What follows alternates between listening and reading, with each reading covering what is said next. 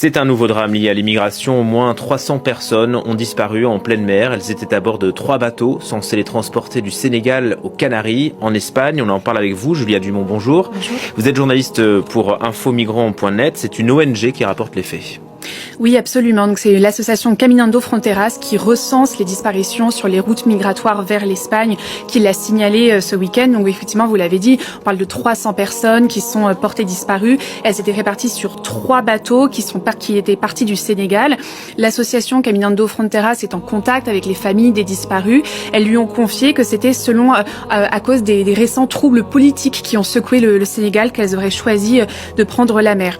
Alors, malheureusement, vu la distance qui sépare le Sénégal des Canaries, on parle d'environ 1700 km, et les courants forts de l'océan Atlantique, on a aujourd'hui assez peu de chances que les corps soient retrouvés. Cette route, on en entend moins parler que celle de la Méditerranée. Ça veut dire qu'elle est moins fréquentée, elle est moins empruntée? Alors oui, elle est moins fréquentée que celle de la Méditerranée centrale, mais elle est beaucoup plus meurtrière, car on l'a dit, les distances à parcourir sont généralement bien plus grandes et les forts courants de l'océan Atlantique la rendent beaucoup plus dangereuse. Un exemple de cette dangerosité, en 2021, un bateau qui était parti des côtes africaines et qui cherchait à rejoindre les Canaries a dérivé jusqu'à Tobago dans les Caraïbes. Tous les occupants, bien sûr, ont été retrouvés morts. Alors pour tenter de réduire ces risques, les départs aujourd'hui se font plutôt depuis le sud du Maroc ou bien depuis la Mauritanie. En fait, les départs depuis le Sénégal aujourd'hui sont assez rares. Depuis 2022, les arrivées aux Canaries ont également fortement baissé grâce à une reprise des relations diplomatiques entre l'Espagne et le Maroc. En fait, Rabat se charge aujourd'hui de retenir sur son sol les candidats à l'exil en échange d'un alignement de Madrid sur la position marocaine en ce qui concerne le Sahara occidental.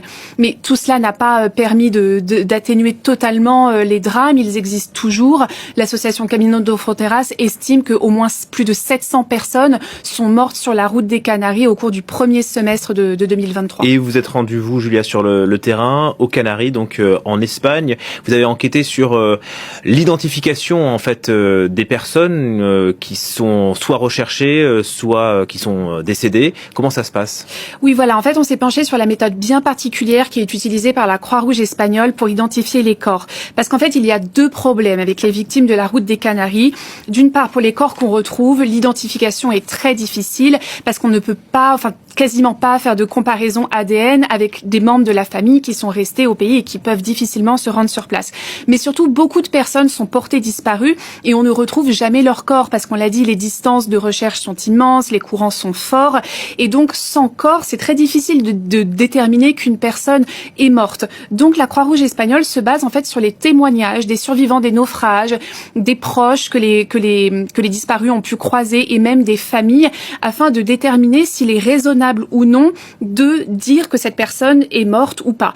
Et ce n'est pas un détail, c'est vraiment très important parce qu'il y a énormément de familles de disparus restées au pays qui ont vraiment beaucoup de mal à entamer leur deuil ou à reprendre leur vie d'avant parce qu'elles sont toujours, et parfois des années après, sans nouvelles d'un proche parti pour tenter l'aventure sur la route des Canaries et qui n'a plus jamais donné de nouvelles.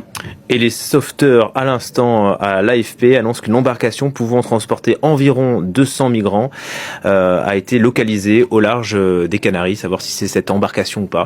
On en saura un peu plus dans les prochaines éditions. Merci en tout cas Julia Dumont pour cet éclairage, et toutes ces informations sont bien sûr à retrouver sur le site infomigrants.net.